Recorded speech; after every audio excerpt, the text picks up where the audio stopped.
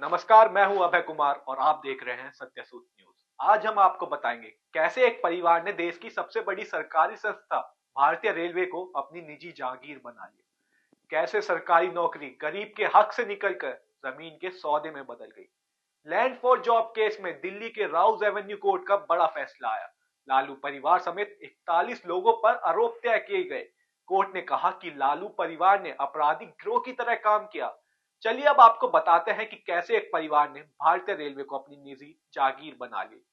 CBI के मुताबिक 2004 से 2009 के बीच जब लालू प्रसाद यादव रेल मंत्री थे, तब रेलवे भर्ती प्रक्रिया कागजों में तो सरकारी थी, लेकिन हकीकत में परिवार के कंट्रोल में थी। न विज्ञापन, न परीक्षा, न मेरिट और नौकरी के बदले कीमती जमीन।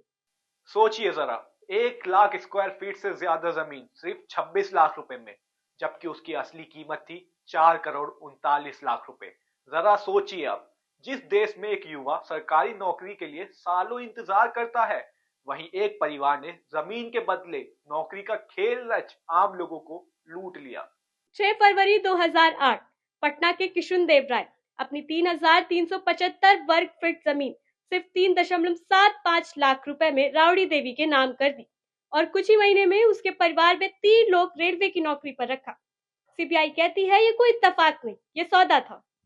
देश में लाखों युवा सालों तक फॉर्म भरते रहे, परीक्षाएं देते रहे, रिजल्ट का इंतजार करते रहे, लेकिन यहाँ एक एप्लीकेशन दी और 3 दिन में नौकरी लग गई।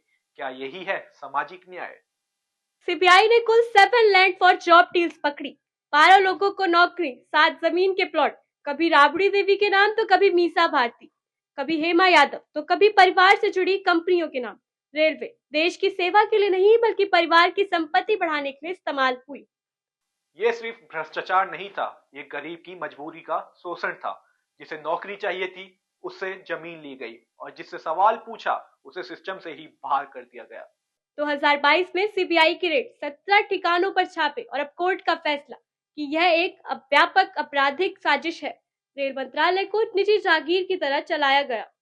आज कटघरे में सिर्फ एक परिवार नहीं है, कटघरे में वो राजनीति है जिसे सत्ता को सेवा नहीं दी बल्कि सौदा का जरिया बना लिया। लेकिन सवाल पूरे देश से है, क्या सरकारी नौकरी किसी परिवार की जागीर हो सकती है?